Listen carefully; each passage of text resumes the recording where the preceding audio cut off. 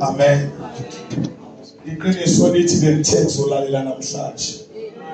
Iqiniso lisho njalo. Yingakho ngeke savula incwadi ngizongena nje kule ncwadi beyikhulunyiwe la right now. Ngiyabingelela mdodana kaNkulunkulu Bishop uDlamlenze, ngiyabingelela i-Fivefold Ministry yonke.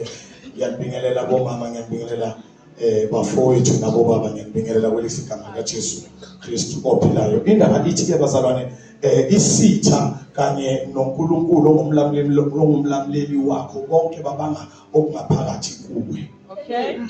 Isitha sibanga okungaphakathi kuwe, kanti nomlamleli wakho umele uprotect okungaphakathi kuwe. Sithola nansi inyoka ime lapha ya umuntu wesifazane ukhona la usebiyelwe umuntu wesifazane.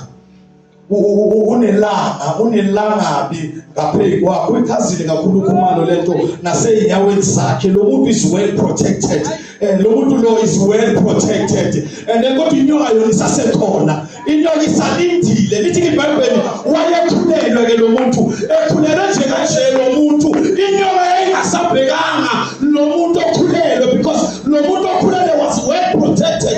Lo muntu okhulelwe was surrounded. Kuyenze ukuthi you are protected, you are surrounded. Inyoka isakwazi ukufinyelela kuwe, but kukhona edingayo.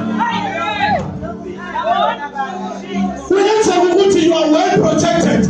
Ususi